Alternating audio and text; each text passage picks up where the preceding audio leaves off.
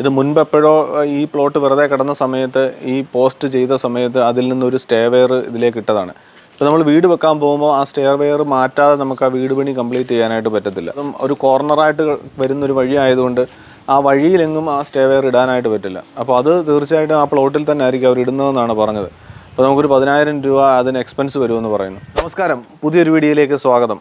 ഒരു വീട് പണിയാൻ പോകുമ്പോൾ എല്ലാവർക്കും സംഭവിക്കുന്ന, എന്നാൽ ഇതിനെപ്പറ്റി പ്രത്യേകിച്ച് അറിവില്ലാത്തവർക്ക് തീർച്ചയായിട്ടും സംഭവിക്കുന്ന പ്രധാനപ്പെട്ട 5 അബദ്ധങ്ങളാണ് ഇന്നത്തെ വീഡിയോയിലൂടെ നമ്മൾ നോക്കുന്നത്. ഈ കാര്യങ്ങളൊക്കെ ശ്രദ്ധിക്കാതെ പോയാൽ സംഭവിക്കുന്ന 2 കാര്യങ്ങളാണ്. ഒന്ന്, പണം അനാവശ്യമായിട്ട് നമുക്ക് ചിലവാകും. രണ്ടാമത്തെ കാര്യം സമയനഷ്ടമാണ്. നമ്മൾ തീർക്കേണ്ട പണി നമ്മൾ ഉദ്ദേശിക്കുന്ന സമയത്തിലും കൂടുതൽ നീണ്ടുപോകാനുള്ള സാധ്യതയുണ്ട്. അപ്പോൾ നമുക്ക് എന്തൊക്കെയാണ് ഈ പ്രധാനപ്പെട്ട 5 അബദ്ധങ്ങൾ നോക്കാം. ഒന്നാമത്തെ കാര്യം എന്ന് പറഞ്ഞത്, നമുക്ക് പലപ്പോഴും താഴ്ന്ന പ്ലോട്ടുകളൊക്കെ റോഡുമായിട്ട് ഒരു ലെവലിൽ താഴ്ന്നു കിടക്കുന്ന പ്ലോട്ടുകൾ പലയിടത്തും ഇപ്പം റീസെൻ്റ്ലി നമ്മൾ ചെയ്തുകൊണ്ടിരിക്കുന്ന ഒരു സൈറ്റിലെ അനുഭവം വെച്ചുകൊണ്ടാണ് നമ്മൾ പറയുന്നത്. അവിടെ റോഡുമായിട്ട് ഒരു 1.5 അടിയോളം താഴ്ന്നു കിടക്കുന്ന ഒരു പ്ലോട്ടാണ്. അപ്പം വെള്ളം കയറുന്ന സ്ഥലം കൂടെ ആയതുകൊണ്ട് തീർച്ചയായിട്ടും റോഡുമായിട്ട് ഒരു 1.5 അടി പൊക്കിയാണ് അതിൻ്റെ പ്ലോട്ട് ലെവൽ തന്നെ സെറ്റ് ചെയ്യുന്നത്. അപ്പോൾ അങ്ങനെ വരുമ്പോഴത്തേക്ക് അവിടെ അഡീഷണലായിട്ട് കോളംസ് കൊടുത്തിട്ട് ആ കോളത്തിൻ്റെ ഹൈറ്റ് കൂട്ടി കൊടുക്കേണ്ടതായിട്ട് വരും. അപ്പോൾ നമ്മൾ ആദ്യം കൂട്ടുന്ന ബഡ്ജറ്റിനകത്ത് വരാത്ത കാര്യമാണ് ഈ കോളത്തിൻ്റെ ഹൈറ്റ് എന്നുള്ളത്. നമ്മൾ ആദ്യം ഒരു ബേസിക് ആയിട്ടുള്ളൊരു 2.5 അടി അല്ലെങ്കിൽ ഒരു 3 അടി താഴ്ചയിലാണ് അതിൻ്റെ പില്ലറിൻ്റെ ഹൈറ്റ് നമ്മൾ കൂട്ടാറ്. ഇതിപ്പോൾ 2.5 അടി 3.5 അടി താഴ്ച കൂടാതെ മുകളിലേക്ക് നമുക്കൊരു 3 അടിയും കൂടെ പൊക്കേണ്ടതായിട്ട് വന്നു. അപ്പോൾ അതുകൊണ്ടാണ് ആ പില്ലർ ഇത്ര ഹൈറ്റിൽ നിൽക്കുന്നത്. ഇനി ആ ലെവലിൽ നമ്മൾ മണ്ണിട്ട് പൊക്കിയതിന് ശേഷമായിരിക്കണം അതിൻ്റെ മുകളിലേക്ക് പ്ലിന്ത് ബീം ചെയ്യേണ്ടതായിട്ടുള്ളത്. അപ്പോൾ ആ ഒരു എക്സ്പെൻസ് എക്സ്ട്രാ ആയിട്ട് വരും. നമ്മൾ പലപ്പോഴും സ്ക്വയർ ഫീറ്റ് റേറ്റിലൊക്കെ വീടിൻ്റെ എക്സ്പെൻസ് കൂട്ടുമ്പോൾ, ടോട്ടൽ എമൗണ്ട് കൂട്ടുമ്പോൾ ഈ ഒരു കാര്യങ്ങൾ പലപ്പോഴും വിട്ടുപോകാറുണ്ട്. അപ്പോൾ അതൊരു പ്രധാനപ്പെട്ട ഒരു കാര്യമാണ്. പലപ്പോഴും താഴ്ന്ന പ്ലോട്ടുകളിലൊക്കെ വീട് വെക്കാൻ പോകുമ്പോൾ, അല്ലെങ്കിൽ നമ്മൾ സ്ഥലം മേടിക്കുമ്പോൾ റോഡുമായിട്ട് താഴ്ന്നു കിടക്കുന്ന പ്ലോട്ടൊക്കെ ആണെങ്കിൽ നമ്മൾ വിലക്കുറവ് മൂലം ആ വസ്തു മേടിക്കും. പക്ഷേങ്കിൽ ഒരു വീട് വെച്ച് വരുമ്പോഴത്തേക്ക് ആ പ്ലോട്ടിൽ നമ്മൾ മേടിച്ചപ്പോൾ കിട്ടിയ ലാഭത്തിൽ കൂടുതൽ വീടിൽ നമുക്ക് എമൗണ്ട് ചിലവായിട്ട് വരും. അപ്പോൾ അങ്ങനെയുള്ള കാര്യങ്ങൾ ശ്രദ്ധിച്ചായിരിക്കണം ഒരു വീട് പണി സ്റ്റാർട്ട് ചെയ്യാനായിട്ട്. രണ്ടാമത്തെ പ്രധാനപ്പെട്ട കാര്യമാണ്, നമ്മൾ പലപ്പോഴും കണക്കിൽ കൂട്ടാത്ത കാര്യങ്ങളാണ്. നമ്മളൊരു കിണർ കുഴിക്കുക. ചിലപ്പോൾ ആ പ്ലോട്ടിൽ വെള്ളത്തിൻ്റെ ഒരു സോഴ്സ് എന്തായാലും വേണമല്ലോ. വെള്ളം അതിന് കിണർ കുഴിക്കുക, അല്ലെങ്കിൽ ഇലക്ട്രിക് പോസ്റ്റ് ഇല്ലെങ്കിൽ നമ്മൾ ആ പോസ്റ്റിന് വേണ്ടി പൈസ ചിലവാക്കുക, അല്ലെങ്കിൽ കോമ്പൗണ്ട് വാൾ എന്തെങ്കിലും കിട്ടേണ്ടതായിട്ടുണ്ടെങ്കിൽ അതുമായിട്ട് ബന്ധപ്പെട്ടുള്ള ചിലവുകൾ വരിക. അതൊന്നും നമ്മളൊരു പ്ലോട്ട് വാങ്ങുമ്പോഴോ അല്ലെങ്കിൽ വീട് വെക്കാൻ പോകുമ്പോഴോ ഒന്നും ശ്രദ്ധിക്കാറില്ല. അപ്പോൾ വീട് പണി തുടങ്ങുന്നതിന് മുമ്പ് തന്നെ ഇങ്ങനെയുള്ള കുറേ ചിലവുകൾ നമുക്ക് എക്സ്ട്രാ ആയിട്ട് വരും. അപ്പം ആ ഒരു കാര്യങ്ങളും കൂടെ ശ്രദ്ധിച്ചായിരിക്കണം വീട് പണി തുടങ്ങാനായിട്ട്. ഇനി മൂന്നാമതായിട്ട് വന്ന, ഒരുപക്ഷെ ഇത് എല്ലാവർക്കും വരണമെന്നില്ല, ഇതിപ്പോൾ നമ്മൾ ചെയ്തുകൊണ്ടിരിക്കുന്ന ഒരു സൈറ്റിൽ വന്നതാണ് ഒരു പോസ്റ്റിൻ്റെ സ്റ്റേ വയർ. ആ സ്റ്റേ വയർ ഒരു 4-5 അടി അകലത്തിലേക്ക് പ്ലോട്ടിനുള്ളിലേക്കാണ് ആ സ്റ്റേ വയർ ഇട്ടിരിക്കുന്നത്. ഇത് മുൻപ് എപ്പോഴോ ഈ പ്ലോട്ട് വെറുതെ കിടന്ന സമയത്ത് ഈ പോസ്റ്റ് ചെയ്ത സമയത്ത് അതിൽ നിന്നൊരു സ്റ്റേ വയർ ഇതിലേക്ക് ഇട്ടതാണ്.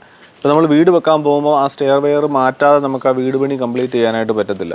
അപ്പോൾ അതിൻ്റെ വീടിൻ്റെ ഒരു കോർണറിലേക്ക്, ഒരു ബെഡ്റൂമിൻ്റെ ഒരു കോർണറിലേക്കാണ് ആ സ്റ്റേ വെയർ നിൽക്കുന്നത്. അപ്പോൾ നമുക്കതിനൊരു ആപ്ലിക്കേഷൻ KCBയിൽ കൊടുത്തു. അപ്പം നമുക്കതിനകത്ത് എക്സ്ട്രാ, ഇപ്പോൾ നമ്മുടെ പ്ലോട്ടിൽ തന്നെയാണ് അവരത് ഇടാൻ പോകുന്നത്, കുറച്ചും കൂടെ മാറ്റിയിടും. അപ്പോൾ അതും ഒരു കോർണറായിട്ട് വരുന്നൊരു വഴി ആയതുകൊണ്ട് ആ വഴിയിലെങ്ങും ആ സ്റ്റേ വെയർ ഇടാനായിട്ട് പറ്റില്ല. അപ്പോൾ അത് തീർച്ചയായിട്ടും ആ പ്ലോട്ടിൽ തന്നെ ആയിരിക്കും അവർ ഇടുന്നതെന്നാണ് പറഞ്ഞത്. അപ്പോൾ നമുക്കൊരു 10,000 രൂപ അതിന് എക്സ്പെൻസ് വരുമെന്ന് പറയുന്നു. അപ്പോൾ അതെന്താണ് അത്ര എക്സ്പെൻസ്? ഇപ്പോൾ ഒരു സ്റ്റേ വെയർ മാറ്റി വെക്കുന്നത് ഇത്രയധികം എക്സ്പെൻസ് വരുമോ എന്ന് എനിക്കറിയില്ല. അപ്പോൾ അവർ അതിൻ്റെ ഓണറാണ് അതുമായിട്ട് ബന്ധപ്പെട്ട് KCBയിൽ പോയി അതിൻ്റെ കാര്യങ്ങളൊക്കെ സംസാരിച്ചത്.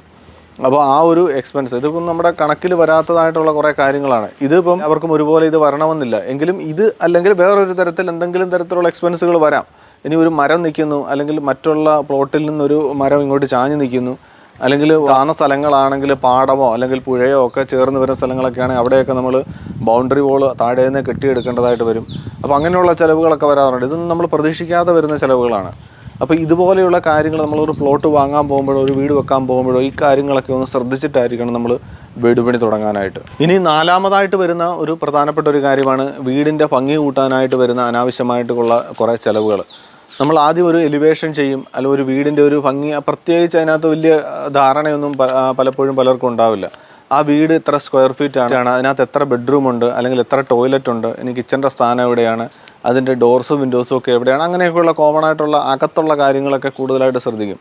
പുറമേ വരുന്ന ഇൻറ്റീരിയൽ കാണാനൊരു ഭംഗി എന്നുള്ള രീതിയിലായിരിക്കും ആൾക്കാർ അതിനെ സമീപിക്കുന്നത്. പക്ഷേ അതിനകത്ത് ആ ഭംഗി പിന്നീട് ആ പണി ഒരു ലെവലിലേക്ക് ആയി കഴിയുമ്പോഴായിരിക്കും വീടിൻ്റെ ഭംഗി കുറച്ചും കൂടെ കൂടിയാൽ കൊള്ളാം, അതിനകത്ത് എക്സ്ട്രാ സ്ലാബുകളോ അല്ലെങ്കിൽ പ്രൊജക്ഷൻ വോളുകളോ ഡിസൈൻ വർക്കുകളോ ഒക്കെ കുറച്ചും കൂടെ ചെയ്താൽ കൊള്ളാം എന്നൊക്കെ ഉള്ളൊരു പ്ലാനിങ് വരും. അപ്പോഴേക്കും നമ്മുടെ കയ്യിൽ നിന്ന് എക്സ്പെൻസ് അധികമായിട്ട് ചിലവാകും. പലപ്പോഴും പലരും വന്ന് കണ്ടിട്ട് അഭിപ്രായങ്ങളൊക്കെ പറയും, ഈ വീട് എന്താണ് ഇങ്ങനെ ഇരിക്കുന്നത്, ഇതിനകത്ത് കുറച്ചും കൂടെ കാണാൻ ഭംഗി വരുന്ന രീതിയിലുള്ള കുറേ കാര്യങ്ങൾ ചെയ്യാം, ക്ലാഡിങ് ടൈൽസുകൾ ചെയ്യാം, അല്ലെങ്കിൽ പെയിൻറ്റിങ് കുറച്ചും കൂടെ ഭംഗിയുള്ള പെയിൻറ്റുകൾ, കളറായിട്ടുള്ള പെയിൻറ്റിങ്ങുകൾ ചെയ്യാം, ഡിസൈൻ വർക്കുകൾ ചെയ്യാം. അങ്ങനെയൊക്കെ നമ്മൾ ഐഡിയാസ് പിന്നീട് വരും.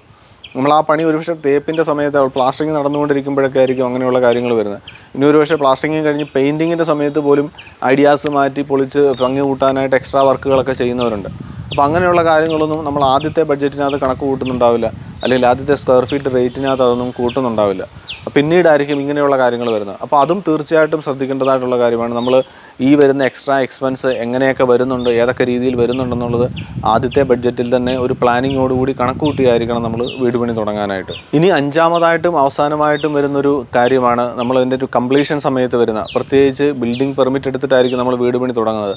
ഈ പണിയെല്ലാം കഴിഞ്ഞ് കഴിയുമ്പോൾ നമ്മൾ ഈ പ്ലാനെല്ലാം വീണ്ടും രണ്ടാമത് വരച്ചത് സബ്മിറ്റ് ചെയ്യണം, ആൻഡ് കംപ്ലീഷൻ ഡ്രോയിങ് ആയിട്ട് കൊടുക്കണം. നമ്മൾ ചെയ്ത പ്ലാൻ, നമ്മൾ വരച്ച് അപ്രൂവ് എടുത്ത പ്ലാൻ പ്രകാരം തന്നെയാണോ വീട് പണി ചെയ്തത് എന്നൊക്കെയുള്ള രീതിയിൽ അതിൻ്റെ ഒരു കംപ്ലീഷൻ സർട്ടിഫിക്കറ്റ് എടുത്തിട്ടായിരിക്കണം നമ്മൾ വീട്ട് നമ്പർ ഇടുന്നതും കറണ്ട് കണക്ഷൻ എടുക്കുന്നതും അങ്ങനെയുള്ള കാര്യങ്ങളൊക്കെ വരുന്നത്. അപ്പോൾ തീർച്ചയായിട്ടും അതിനൊരു എക്സ്പെൻസ് ഉണ്ട്. നമ്മൾ രണ്ടാമതായിട്ട് പ്ലാൻ വരച്ച് കൊടുക്കുന്ന എക്സ്പെൻസ്. ഇനി അതിൻ്റെ ടാക്സ് വരും. നമ്മുടെ ബിൽഡിംഗ് ടാക്സ് എത്രയാണോ ആ വീടിൻ്റെ ഏരിയ അനുസരിച്ചും അതിൻ്റെ ഒരു ഫിനിഷിംഗ് അനുസരിച്ചൊക്കെയാണ് ടാക്സ് വരുന്നത്. അപ്പോൾ ആ ടാക്സിൻ്റെ പൈസ വരും. ഇനി നമ്മൾ വൺ ടൈം ടാക്സ് ആയിട്ട് ഇപ്പം ലേബർ ടാക്സ് ആയിട്ട് അഡീഷണലായിട്ട് ഒരു എക്സ്ട്രാ നമ്മൾ വില്ലേജിൽ അടയ്ക്കേണ്ടതായിട്ടുണ്ട്. അങ്ങനെയുള്ള ടാക്സുകൾ വരും. ഇത് ചെയ്തു തരുന്ന എഞ്ചിനീയറുടെ ഫീസ് വരും. ഇനി KSEBയിൽ നിന്ന് നമ്മളെ ടെമ്പററി കണക്ഷൻ ആയിരിക്കും, അത് പെർമനൻറ്റ് കണക്ഷനിലേക്ക് മാറ്റുന്നതിനാവശ്യമായിട്ടുള്ളൊരു ഫീസ് വരും. അങ്ങനെയുള്ള കാര്യങ്ങളൊക്കെ പലപ്പോഴും ഒരു ഫിനിഷിംഗ് സ്റ്റേജിൽ വരുന്ന കാര്യങ്ങളാണ്. പിന്നെ അകത്ത് വരുന്ന ഇൻറ്റീരിയർ, ലാൻഡ്സ്കേപ്പിംഗ് വർക്കുകൾ, കോമ്പൗണ്ട് വാളിൻ്റെ ഫിനിഷിങ്, ഗേറ്റ്, അങ്ങനെയുള്ള കാര്യങ്ങളൊക്കെ അതുപോലെ വരുന്ന കാര്യങ്ങളാണ്. അപ്പോൾ നമ്മളൊരു വീട് പണി തുടങ്ങുമ്പോൾ നമ്മളൊരു സ്ക്വയർ ഫീറ്റ് റേറ്റ് വെച്ച് ആദ്യത്തെ കുറേ ആ സ്ക്വയർ ഫീറ്റ് ഏരിയയ്ക്ക് വരുന്ന റേറ്റ് വെച്ചായിരിക്കും പലരും അതിൻ്റെ ടോട്ടൽ എക്സ്പെൻസ് കൂട്ടുന്നത്. ഇതുപോലെയുള്ള കാര്യങ്ങൾ പലപ്പോഴും വിട്ടുപോകും. ഇതിപ്പോൾ പണി തീർന്നാൽ നമ്മളവർക്ക് ഓൾമോസ്റ്റ് വീട് പണിയെല്ലാം കംപ്ലീറ്റ് ആയി, എല്ലാം കഴിഞ്ഞു എന്ന്. എന്നാലും ഇത് കഴിഞ്ഞ് വരുന്ന എക്സ്പെൻസുകൾ ഇതുപോലെയുള്ള കാര്യങ്ങളുമായിട്ട് ബന്ധപ്പെട്ടായിരിക്കും. അപ്പോൾ തീർച്ചയായിട്ടും ഒരു വീട് വെക്കാൻ പോകുന്നവരെ സംബന്ധിച്ച് ഇതുപോലെയുള്ള കാര്യങ്ങളും കൂടെ ശ്രദ്ധിച്ച് മനസ്സിലാക്കിയിട്ടായിരിക്കണം ആ ബഡ്ജറ്റ് കണക്ക് കൂട്ടാനും വീട് പണി സ്റ്റാർട്ട് ചെയ്യാനുമായിട്ട്. അപ്പോൾ ഇന്നത്തെ വീഡിയോയിലൂടെ നമ്മൾ ഷെയർ ചെയ്ത ഈ കാര്യങ്ങൾ നിങ്ങൾക്ക് തീർച്ചയായിട്ടും ഉപകാരപ്പെട്ടെന്ന് വിശ്വസിക്കുന്നു. ഉപകാരപ്പെട്ടെങ്കിൽ വീഡിയോ ഒന്ന് ലൈക്ക് ചെയ്യുക. അതുപോലെ ഇതിനെപ്പറ്റി അറിയേണ്ട ആൾക്കാർക്ക്, വീട് പണി നടന്നുകൊണ്ടിരിക്കുന്നവരോ ഒരുപക്ഷെ വീട് പണി തുടങ്ങാൻ പ്ലാൻ ചെയ്യുന്നവർക്കൊക്കെ ഈ വീഡിയോ ഒന്ന് ഷെയർ ചെയ്ത് കൊടുക്കുക.